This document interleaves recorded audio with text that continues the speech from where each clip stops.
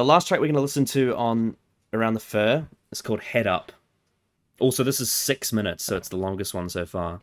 And it has... long boy. I think this one probably has the most unique structure we've done so far. It's a bit more challenging.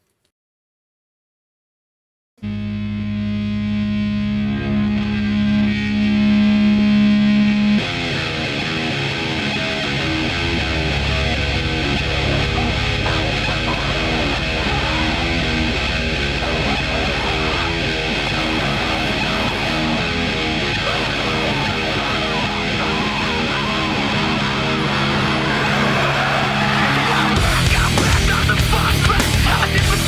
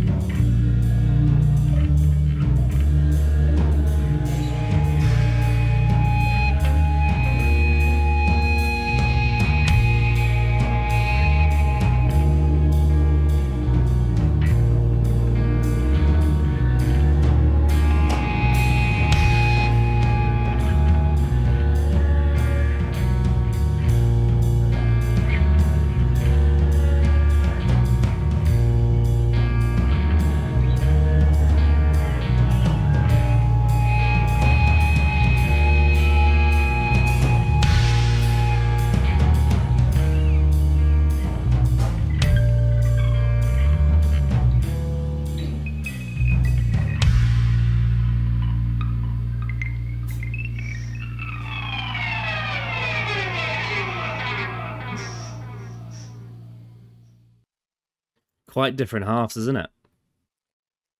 Yeah, that that was the most unique one from the entire list. Mm. Uh,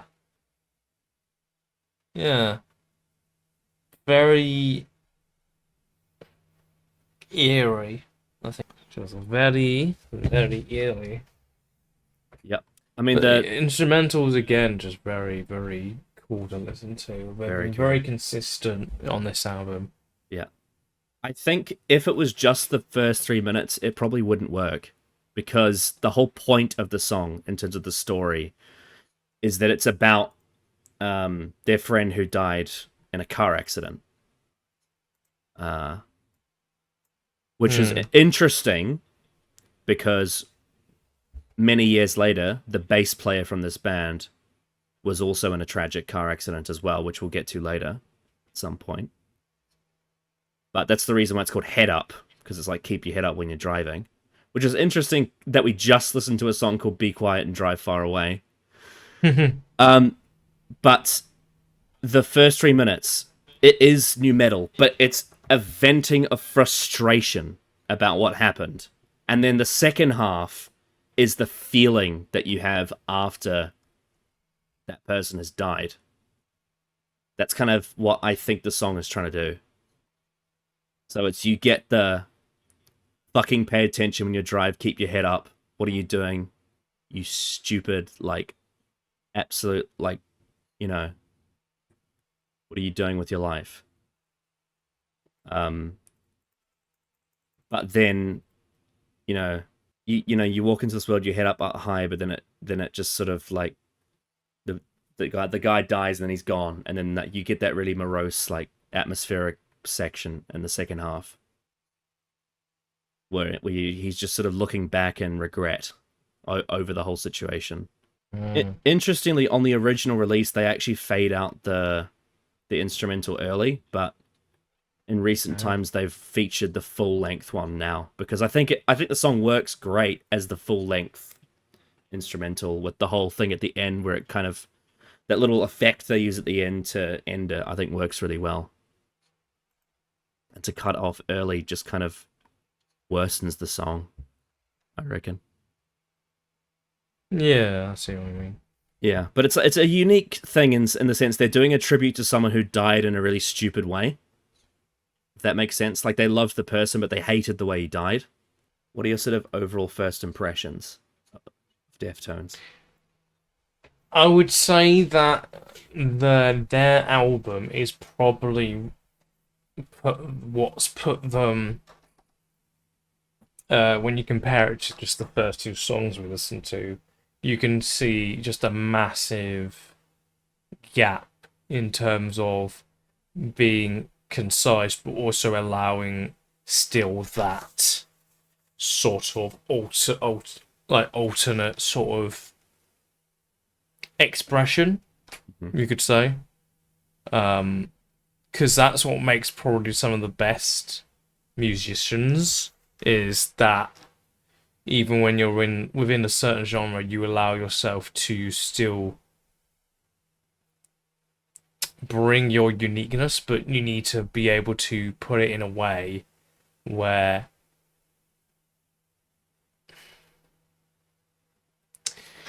it's sort of like you're fully delivering on what you want.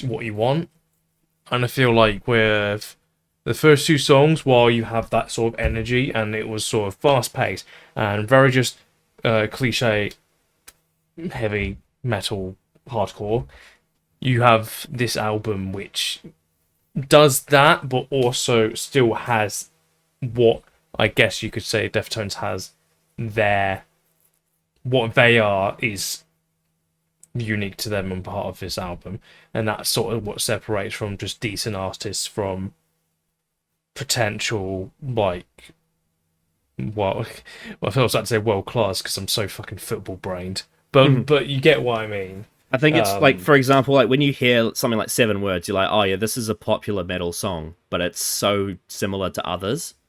But when you listen yeah, to a song like Be Quiet and Drive Far Away, it's like I've never heard anyone else do something like this. It's very unique.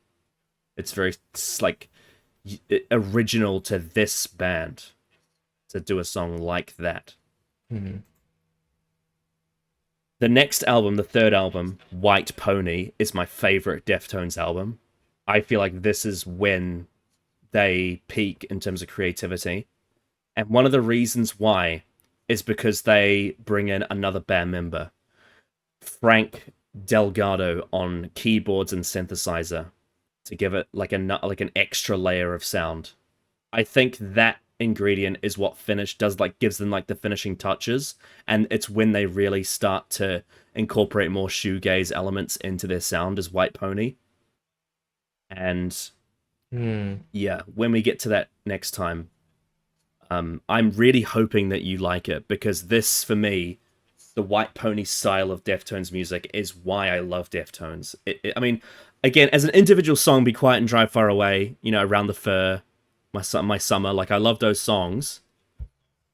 But in terms of as like an overall style that dominates the entire album, I think moving away from new metal and going into shoegaze gives them a whole different perspective. And just featuring more and more of Chino's vulnerability, more of his feminine side, and then having that keyboard and synthesizer in there to give it that sort of prog sound as well, I think creates something really unique. Pony came out in 2000, and it's been extremely influential on alternative rock, because everyone in alternative rock listened to White Pony and thought, oh, we need to do more of that and less of new metal. So yeah, I'm looking forward to when we get into that. Also, I don't know if you can see the artwork, but there's a little visual trick where the horse looks like it's running towards you, but if you look at it from a certain angle, it can also look like it's running away from you as well. Yeah, that's neat. Yeah. So yeah, we will pick this up next time with one of my absolute favorite Deftones songs, and that is "Digital Bath." Ooh. And you'll get your first taste of Frank Delgado on keyboard and synthesizer. Ooh. Nice.